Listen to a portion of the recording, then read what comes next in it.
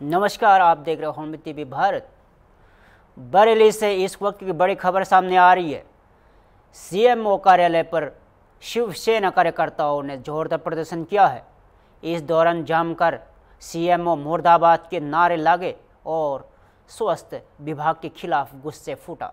बताया जा रहा है कि ये प्रदर्शन मेट्रो विजन हॉस्पिटल में हुई गंभीर चिकित्सकीय लापरवाही को लेकर हुआ। शिव सैनिकों और पीड़ित परिजनों का आरोप है कि लापरवाही के चलते मरीज की हालत बिगड़ गई है, लेकिन स्वास्थ्य विभाग ने अब तक कोई कार्रवाई नहीं की। बड़ी संख्या में शिव सैनिकों ने सीएमओ दफ्तर का घेराव किया और मांग की है कि मेट्रो विजन हॉस्पिटल को तत्काल बंद किया जाए। मौके पर भारी पुलिस बल तैनात किया गया है, लेकिन प्रदर्शनकारियों का गुस्सा शांत नहीं हुआ। धरना अभी भी जारी है और शिवसेना नेताओं ने साफ कहा है कि जब तक हॉस्पिटल सील नहीं होता, जिम्मेदार डॉक्टरों पर कार्रवाई नहीं होती, तब तक आंदोलन जारी रहेगा। दूसरी ओर सीएमओ कार्यालय में अचानक बड़ी भीड़ और हंगामे के चलते अफरा तफरी का माहौल बन गया है। अब तक इस पूरे मामले में जिला प्रशासन और स्वास्थ्य विभाग पर कार्रवाई का दबाव बढ़ता जा रहा है। सुनिए। जी, मेरा नाम दीपक पाठक है और मैं शिवसेना से यहाँ पर जिला प्रमुख हूँ।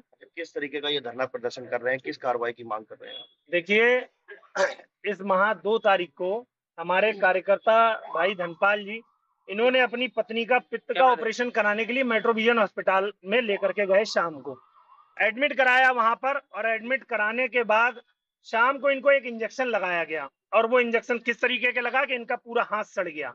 और जब हॉस्पिटल की doctor Poonam Gangwar metro vision अस्पताल जो मिनी बाईपास पर है, उन्होंने जब देखा कि हाथ पूरा रात भर में काला पड़ गया और इन लोगों ने हाथ पांव इनके फूल गए, तो सुबह इन लोगों ने वहां से छुट्टी कर दी कि आप कहीं और ले जाइए, हमारे बस का नहीं है। सुबह इन्होंने तत्काल सामने एक रवि वार्ष्णेय डॉक्टर साहब है, उनका अस्पताल है रवि मिनी बाईपास पर, वहां एडमिट कराया। डॉक्टर साहब ने कहा कि ये हाथ का ऑपरेशन करना पड़ेगा और नहीं तो हाथ कट जाएगा। हम पूरी कोशिश करेंगे कि हाथ कटने से बचा लें। ऑपरेशन हुआ। ऑपरेशन होने के बाद ये पेशेंट हमारा आपके सामने है। कल ही शाम को इनकी छुट्टी होकर के आई है। ऑपरेशन से मतलब हाथ को तो काफी हद तक ठीक कर लिया, परंतु इनकी 3 उंगलियां कट गईं। 1 सप्ताह पहले हमने सीएमओ साहब को एक प्रार्थना पत्र दिया, तो सीएमओ साहब ने बड़े स्टाइल में हमसे बोला, आदरणीय प्रधानमंत्री जी का कार्यक्रम है। हमने कहा चलो कोई बात नहीं, और कार्यक्रम है, आप 15 दिन बाद आइए। 15 दिन में मरीज मर जाएगा। हमारे योगी जी, मोदी जी शासन सुशासन की बात कर रहे हैं और इन लोगों के कान में जू तक नहीं लग रही है। हमने एक जिला अधिकारी महोदय को प्रार्थना पत्र दिया।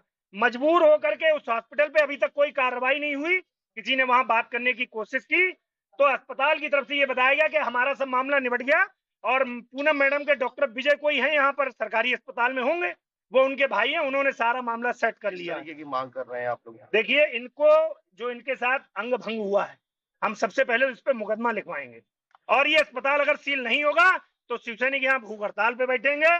और आज तो यहाँ बैठे हैं और बृहस्पतिवार को हम सारे लोग मेट्रो विजन अस्पताल के आगे बैठेंगे जाकर के।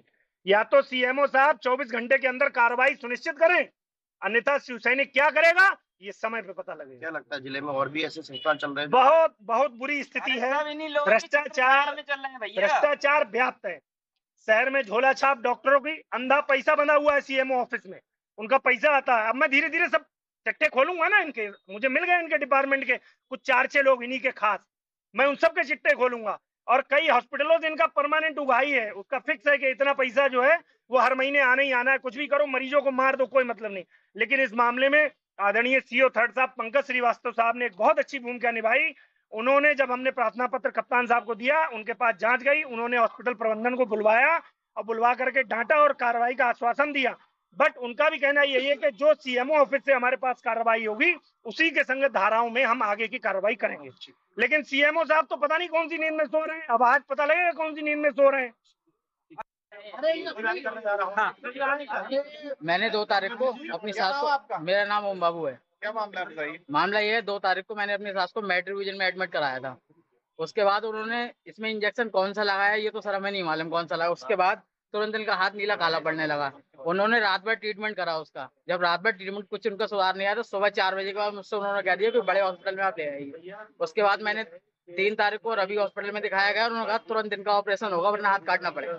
उसके बाद ये 19 दिन उसमें रही हैं। कल ही इनकी मैंने छुट्टी कराई है और इनकी 3 उंगली परसों कट चुकी है। और क्या मांग करते हैं आप? मांग यही करते हैं, पहले तो जिनका हरजाना गया उसका दिया जाए, हॉस्पिटल पे केस मुकदमा कराया जाए। उस समय देखा सुरेंद्र वर्मा ने देखा था और पूनम गंगवार ने देखा था। बरेली से इस वक्त की बड़ी खबर। थाना बिठरी चैनपुर पुलिस ने एक हिस्ट्री सीटर अपराधी को तमंचे और कारतूस के साथ गिरफ्तार किया है। पकड़े गए युवक की पहचान प्रमोद उर्फ पकौड़ी, उम्र करीब 28 साल, निवासी ग्राम पूर्णापुर के रूप में हुई है। पुलिस को मुखबिर से सूचना मिली थी कि प्रमोद पूर्णापुर की नहर के पास किसी बड़ी वारदात को अंजाम देने की फिरक में। सूचना पर एक्शन लेते हुए पुलिस टीम ने नहर की पुलिया से करीब 100 कदम दूर उससे दबोचा लिया और प्रमोद उर्फ पकौड़ी थाना बिठोरी चैनपुर का चर्चित हिस्ट्री सीटर है। पूछताछ में आरोपी ने खुद स्वीकार किया कि वह नहर के रास्ते से गुजरने वाले लोगों से लूटपाट करता है और अपनी सुरक्षा के लिए अवैध तमंचा और कारतूस साथ रखता है। पुलिस को मौके से एक देसी तमंचा और कारतूस बरामद हुआ और आरोपी के पास से तमंचा रखने का कोई अवैध लाइसेंस नहीं। फिलहाल पुलिस ने आरोपी के खिलाफ आर्म्स एक्ट और अन्य धाराओं में केस दर्ज कर लिया है और उसके आपराधिक रिकॉर्ड की भी जांच की जा रही है।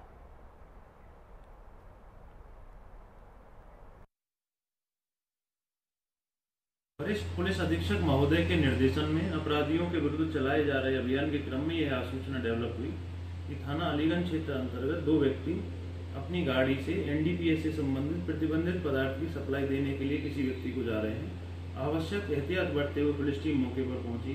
दोनों को रोकते हुए चेकिंग की गई तो उसमें एक व्यक्ति मुनीष जो कि खजुआई विशारतगंज का रहने वाला है, नियमानुसार तलाशी की ली गई। इनके पास से 50 ग्राम से अधिक इसमें तथा लगभग 300 ग्राम अफीम इनके पास से बरामद हुई तथा दूसरा व्यक्ति हजारीलाल जो कि कमालपुर अलीगंज का रहने वाला है, इसके पास से 50 ग्राम से अधिक इसमें तथा लगभग 400 ग्राम अफीम बरामद हुई। तथा जब इनकी गाड़ी की तलाशी ली गई तो इनके पास से जो एक पुलिस की वर्दी भी गाड़ी से इनके बरामद हुई, जिसका प्रयोग इनके द्वारा अपने इस अपराध को कारित करने में किया जाता था कि ये जब वर्दी पहनकर मुनीष के द्वारा बताया गया कि जब ये वर्दी पहनकर निकलते थे किसी के द्वारा इनको रोका टोका नहीं जाता था।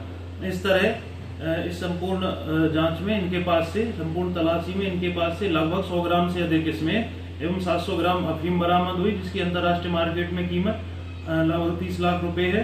तथा इनकी गाड़ी से एक पुलिस की वर्दी बरामद हुई। इनके विरुद्ध अभियोग पंजीकृत करते हुए पुलिस की वर्दी का प्रयोग करने इनके विरुद्ध जो 205 बीएनएस की धारा का उसमें अभियोग पंजीकृत किया गया है तथा एनडीपीएस की सुसंगत धाराओं में अभियोग पंजीकृत किया गया है। इनको गिरफ्तार कर न्यायिक अपरक्षा में जेल भेज दिया गया है। भविष्य में भी इनके विरुद्ध कठोरतम विधिक कार्रवाई अमल में लाई जाएगी। पंडित दीनदयाल उपाध्याय की जयंती के अवसर पर जिले में स्वच्छता अभियान और मां के नाम पर एक पेड़ अभियान का आयोजन किया गया। इस अभियान में गोरखपुर क्षेत्र के भाजपा क्षेत्रीय उपाध्यक्ष साकेत सिंह सोनो और अन्य कार्यकर्ताओं ने हिस्सा लिया। शहर के विभिन्न स्थानों पर साफ सफाई की गई और पौधारोपण का पर्यावरण संरक्षण का संदेश दिया। इस मौके पर साकेत सिंह सोनो ने सफाई कर्मियों के अंग वस्त्र और फूल मालाएं देकर सम्मानित भी किया और उनके योगदान की सराहना की। इस कार्यक्रम में भाजपा नेत्री संध्या पांडे भी शामिल रही और उन्होंने स्वच्छ भारत के संकल्प को दोहराया।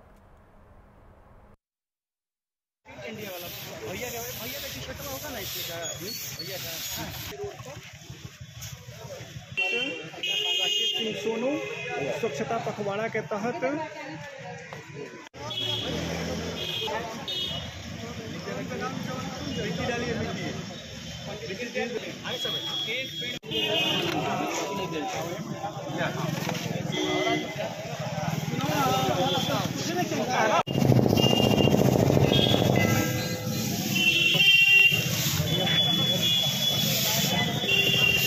कार्यक्रम हो रहा है। विगत देखिए, भारतीय जनता पार्टी देश में सरकार बनने के उपरांत से पूर्व से भी करती आई है।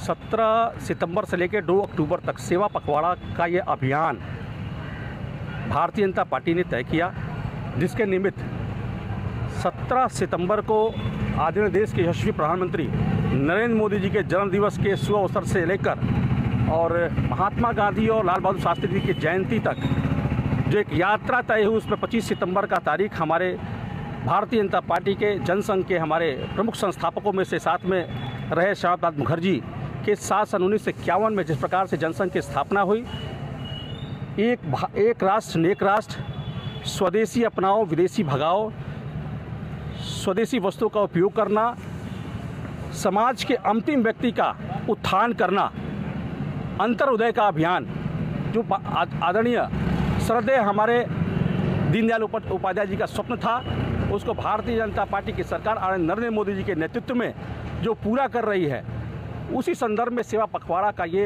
अभियान हमारे भारतीय जनता पार्टी के कार्यकर्ता समस्त बूथ स्तर पर इसको उत्सव के स्वरूप में मना रहे हैं। स्वच्छता अभियान हम सब ने अभी किया, हम सब ने एक पेड़ माँ के नाम हमने लगाए। दीनदयाल उपाध्याय जो हमारी भारतीय जनता पार्टी की आत्मा है, जिन्होंने इस राष्ट्र को एक नया संदेश देने का काम किया है कि हम हिंदुस्तान हैं, हम आज के हिंदुस्तान हैं, जो उन्होंने स्वप्न देखा था और आज वो स्वप्न पूर्ण होते हुए दिख रहा है। हर व्यक्ति अपने देश का सम्मान और स्वाभिमान समझ रहा है। उसी क्रम में आज दीनदयाल उपाध्याय जी के जयंती के उपलक्ष्य में यह स्वच्छता अभियान निमित्त ये सारे कार्यक्रम ये अंतरित किए गए। मैं संध्या पांडे, क्षेत्रीय कार्य समिति सदस्य, गोरखपुर क्षेत्र। आज की साथ जी, आज दीनदयाल उपाध्याय जी के जयंती के शुभ अवसर पर हमारे यहाँ बूथ पे माननीय साकेत सिंह सोनू जी, जो क्षेत्रीय उपाध्यक्ष हैं गोरखपुर क्षेत्र के, मुख्य अतिथि थे। उन्हीं के नेतृत्व में आज वृक्षारोपण किया गया और सफाई अभियान भी हुआ और दीनदयाल उपाध्याय पे हम लोगों ने तस्वीर पे माल्यार्पण भी किया और एक संबोधन का कार्यक्रम था।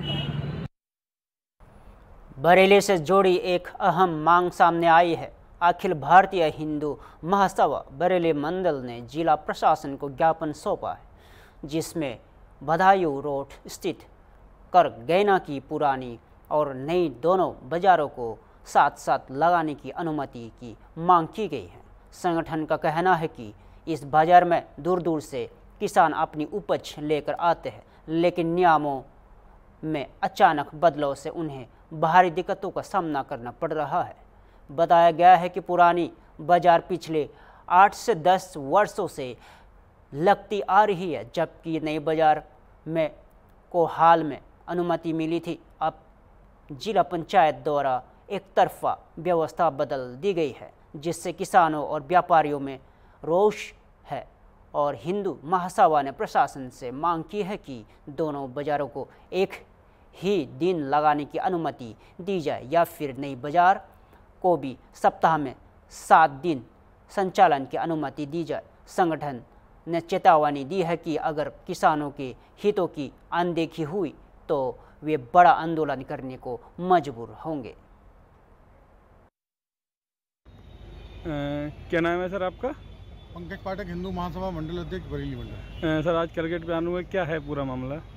ये हम आज किसानों के साथ आए हुए हैं। भारी संख्या में किसान वहाँ परेशान हैं। पुरानी बाजार लगती है, उसमें जगह ना होने के बाद भी वहाँ ज़बरदस्ती प्रशासन लगवा रहा है, और जबकि नई व्यवस्था वहाँ है। 14 बीघा है, 5 मुख्य द्वार हैं वहाँ पे और पार्किंग की पर्याप्त व्यवस्था है। उसके बाद भी नई जगह पे किसानों को जगह नहीं दी जा रही। उस कारण किसानों का नुकसान हो रहा है। वो छोटी बाजार में जगह नहीं मिलती है, इस कारण वो अपनी सब्जी नाले में फेंकते हैं और उनकी खेती बर्बाद हो रही है। आज हम लोगों ने जिलाधिकारी महोदय को ज्ञापन दिया, उसमें हमने स्पष्ट मांग की है कि 7 दिन की अनुमति नई बाजार की कराई जाए या फिर दोनों की 7 दिन की अनुमति हो, ताकि किसानों का किसी भी प्रकार से नुकसान ना हो सके। जिला अधिकारी जी ने तो आपको क्या आश्वासन दिया? जिला अधिकारी की अनुपस्थिति में हमें मजिस्ट्रेट साहब मिले थे, उन्होंने आश्वासन दिया है कि 100% आपके इस ज्ञापन पर कार्रवाई होगी। मीडिया से क्या चाहते हैं आप? मीडिया बंधुओं से भी हम यही चाहते हैं कि किसानों के हक की आवाज़, किसान वहाँ आज भूखों मरने की स्थिति उत्पन्न हो गई है। किसानों की हमने प्रशासन से भी यही मांग की है कि वहाँ मौके की स्थिति की जांच करा लें, जो तथ्य सही पाए जाएं वो करें। ठीक है, धन्यवाद। लखनऊ के राय उमानंद बली सभागार में एक आध्यात्मिक और भावपूर्ण आयोजन हुआ। यहाँ विश्व विख्यात संत बाबा नीम करोली महाराज पर आधारित फिल्म के पोस्टर का लोकार्पण किया गया। इस अवसर पर उत्तर प्रदेश के पर्यटन एवं संस्कृति मंत्री जय वीर सिंह और प्रसिद्ध फिल्म निर्देशक पद्मश्री मधुर भंडारकर मौजूद रहे। फिल्म का पोस्टर लॉन्च एक सांस्कृतिक और श्रद्धामय माहौल में किया गया। यह फिल्म दिसंबर माह में सिनेमाघरों में रिलीज की जाएगी, जिसमें बाबा नीम करोली महाराज के जीवन से जुड़े प्रेरक प्रसंग दिखाए जाएंगे। कार्यक्रम में संस्कृति विश्वविद्यालय की प्रोफेसर मंडवी सिंह, जय सिंह पुंडिर और अलीगढ़ के जिला जज और अन्य गणमान्य लोग उपस्थित रहे। फिल्म में बाबा नीम करोली महाराज की भूमिका में सुबोध भावे, युवावस्था में रोहित गुप्ता, सिद्धि माँ के रूप में समीक्षा भटनागर और रब्बू दा के किरदार में हितेंद्र तेजस्वानी और भोपाल के रूप में डॉक्टर गौरीशंकर नजर आएंगे। इस फिल्म का चित्रांकन कार्तिक मुल्लर ने किया है, जबकि स्क्रिप्ट और डायलॉग लिखे हैं डॉक्टर कविता राय जादा और अनीशा ने। पोस्टर लॉन्च के मौके पर अभी कलाकारों और टीम सदस्यों का शॉल और बुके देकर सम्मानित किया गया और कार्यक्रम का संचालन भी डॉक्टर कविता रायजादा द्वारा किया गया। जिनका जन्म उत्तर प्रदेश की पावन धरती फिरोजाबाद जनपद में हुआ, जिनका अंतिम दिनों का वृंदावन में जीवन लीला जिनकी स्त्री हुई, जिन्होंने सनातन संस्कृति के लिए अपना जीवन समर्पित, समाज सेवा, भारतीय संस्कृति और ईश्वर की असीम अनुकंपा उन्हें प्राप्त थी, जिसके बल पर आज उनको लोग देव तुल्य सम्मान दे करके उनका सम्मान देते हुए लाखों की तादाद में उनके भक्त पूरे देश और दुनिया में उपलब्ध हैं। आप भी जानते होंगे कि कैंची धाम एक बहुत पवित्र स्थल इन्हीं के नीम करोली महाराज जी के नाम पर बना है। फरुखाबाद की भी पावन भूमि पर नीम करोली महाराज का आश्रम है और हमारी उत्तर प्रदेश सरकार ने और खासकर हमारे पर्यटन विभाग ने इनके जन्म स्थान, इनके तपोस्थली, अन्य जो डेस्टिनेशन यूपी में है उनको विकसित करने के लिए काफ़ी काम भी करने का काम किया है। आज हमें बेहद खुशी है कि ठाकुर शरद सिंह जी ने इनके जीवन पर आधारित एक फिल्म बनाने का काम किया है, जिसके पोस्टर के विमोचन का कार्यक्रम हमारी प्रदेश की राजधानी लखनऊ की सरजमी पर आज संपन्न हुआ है।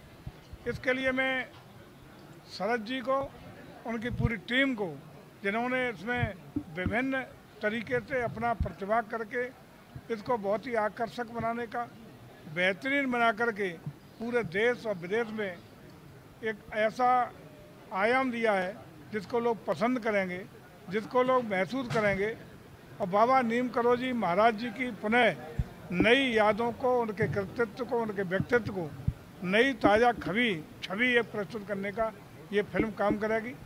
मैं फिल्म के निर्देशक, उसके प्रमुख भूमिका में सभी कलाकारों का हृदय से धन्यवाद ज्ञापित करता हूँ कि अब खासकर उन्होंने उत्तर प्रदेश के लिए, उत्तर प्रदेश की धरती का छायांकन बड़ी समय में पूरे फिल्म में देने का काम किया, जिससे हमारे प्रदेश का पर्यटन और संस्कृति का भी एक अध्याय जुड़ने से इसमें हम लोगों को एक ख्याति भी मिलेगी, यूपी को एक लाभ भी मिलेगा।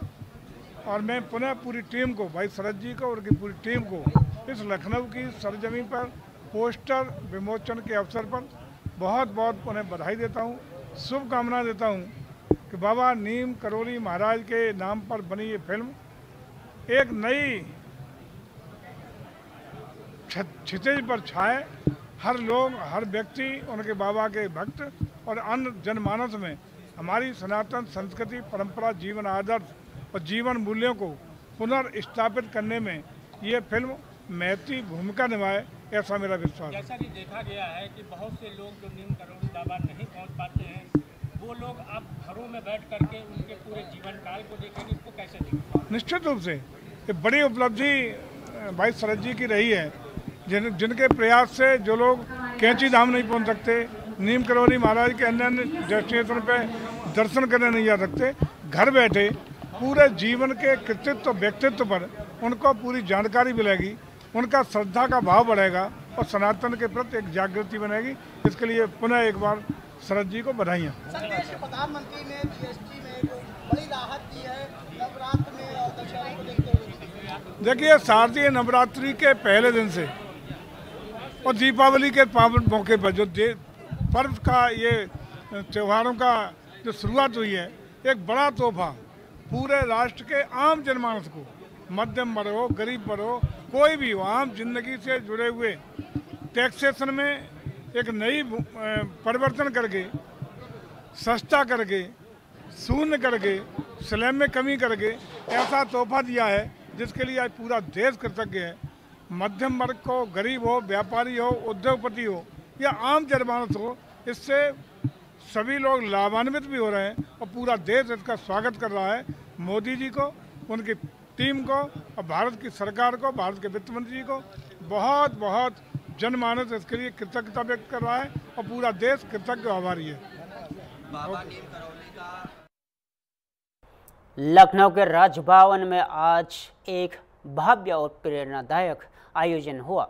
राज्यपाल आनंदीबेन पटेल की पहल पर निजी संस्था प्रेरणा के सहयोग से आयोजित कार्यक्रम में 5100 कन्याओं का पूजन किया गया। खास बात यहाँ रही कि इस अवसर पर 100 बच्चियों को HPV वैक्सीन भी दी गई है, जो गर्भाशय कैंसर से बचाव के लिए अहम मानी जाती है। राज्यपाल की पहल पर शुरू किए गए इस अभियान के तहत अब तक 50,000 से ज़्यादा बच्चियों को निःशुल्क HPV वैक्सीन लगाई जा चुकी है। इस कार्य में राज्य के विभिन्न विश्वविद्यालयों और समाज के कई वर्गों ने भी अपना योगदान दिया है। राजभवन परिसर में हुए इस आयोजन में हजारों की संख्या में कन्याएं पारंपरिक रूप से पूजी गई, उन्हें भोजन कराया गया और उपहार भी वितरित किए गए। HPV और वैक्सीनेशन को लेकर बच्चों और उनके अभिभावकों में उत्साह दिखा। कई गरीब परिवार जो वैक्सीन का खर्च नहीं उठा सकते थे, उनके लिए यहां अभियान एक बड़ी राहत बनकर सामने आया। राज्यपाल आनंदीबेन पटेल ने इस मौके पर सामाजिक भागीदारी को भारत की ताकत बताते हुए जन स्वास्थ्य और नारी सशक्तिकरण के इस संयुक्त प्रयास की सराहना की।